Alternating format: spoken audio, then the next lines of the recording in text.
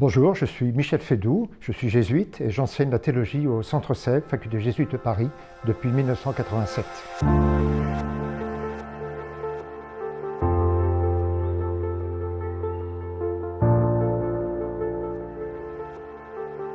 Je dirais d'abord que ce prix Ratzinger est une très grande surprise pour moi, je ne m'y attendais absolument pas. Je l'accueille comme un encouragement qui déborde ma propre personne, un encouragement par rapport à la mission qui est celle de la Compagnie Jésus dans le travail théologique au service du peuple de Dieu. Je l'accueille aussi comme une occasion privilégiée de rendre grâce pour tous ceux, toutes celles qui m'ont encouragé, aidé, soutenu dans mon itinéraire de théologien au fil des ans. Quand j'ai appris que je recevais ce prix, j'ai pu être tenté de me dire, mais pourquoi moi? Est-ce qu'il n'y en a pas beaucoup d'autres qui mériteraient bien davantage que moi ce prix? Mais assez vite, j'ai chassé cette pensée en me disant, il est là, je le reçois, je dois l'accueillir.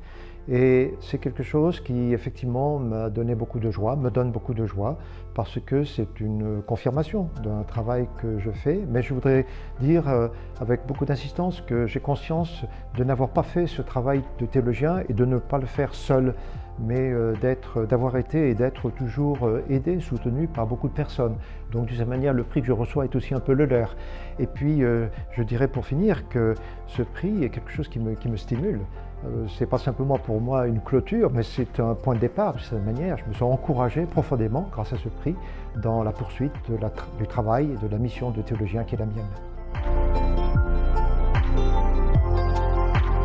Je suppose que d'abord mon intérêt pour les pères de l'Église, mon travail sur le christianisme ancien a pu jouer, mais aussi mon souci non seulement de faire connaître la pensée des chrétiens des premiers siècles, mais aussi le souci de montrer l'actualité de leur pensée. Je pense que c'est quelque chose qui effectivement a pu jouer. Peut-être aussi mes engagements œcuméniques, l'intérêt que je porte justement au dialogue entre les églises chrétiennes, l'intérêt que je porte aussi à la manière dont le christianisme peut se situer par rapport à d'autres religions, au fond l'actualité, la manière de rendre compte aujourd'hui de la foi chrétienne en s'appuyant sur le témoignage, sur l'apport des pères de l'Église, mais en ayant le souci évidemment, en s'appuyant sur eux, de répondre à des questions de notre propre temps. Je dirais que j'ai cherché et je cherche toujours à faire connaître d'abord, au fond, l'enseignement chrétien, les fondamentaux de la foi chrétienne, les doctrines essentielles du christianisme. Au fond, ce qui fait que la foi chrétienne est la foi chrétienne, l'incarnation, la résurrection, etc. Les fondamentaux vraiment de la foi chrétienne.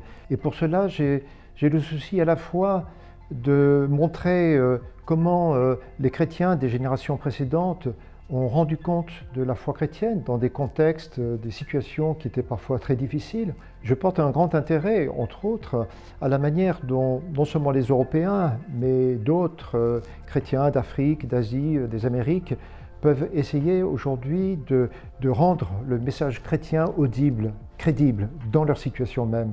Je crois que c'est l'une des grandes nouveautés de la théologie depuis quelques décennies, d'être conscient du fait que le christianisme dans les divers continents ne peut pas simplement reproduire le langage qui a prédominé en Europe, mais qu'il doit aussi trouver des mots, des concepts, des images, des symboles pour dire la foi de façon pertinente dans les différents contextes des continents. Le travail théologique a toujours tenu une place importante dans la Compagnie Jésus, parmi d'autres œuvres, parmi d'autres apostolats. Aujourd'hui comme hier, les chrétiens, nous avons tous besoin de mots, de concepts pour rendre compte de notre foi. Bien sûr, ce qui est premier, c'est la foi, mais Saint Augustin disait, il faut croire pour comprendre et comprendre pour croire. C'est-à-dire que la foi elle-même requiert une intelligence de la foi. Et dans la Compagnie de Jésus, effectivement, nous avons le souci à la fois d'un enracinement de la théologie chrétienne dans la grande tradition de l'Église, mais aussi le souci de ne pas simplement faire connaître ce qui était dit jadis, mais de pouvoir en faire percevoir l'actualité et de trouver parfois de nouvelles manières de s'exprimer pour dire le cœur de la foi chrétienne. Le Centre Sèvres propose une formation qui à la fois a le souci de faire connaître la Bible, l'Écriture sainte, la parole de Dieu, et l'histoire du christianisme et l'histoire des doctrines chrétiennes, mais aussi le Centre Ocef propose beaucoup d'enseignements, par exemple les questions de bioéthique, ou encore les questions touchant le rapport du christianisme avec d'autres religions. Tout cela fait partie de notre mission, d'essayer au fond de prendre acte des questions de société, des questions de la culture qui se posent en notre temps, et d'essayer de montrer comment le christianisme a des ressources pour y répondre et pour essayer en tout cas de poser ces questions de façon juste et si possible de trouver des réponses adéquates. En recevant ce prix, j'ai été conduit bien sûr à réfléchir à tous ceux qui m'ont aidé sur mon travail, dans mon travail de théologien, dans mon itinéraire.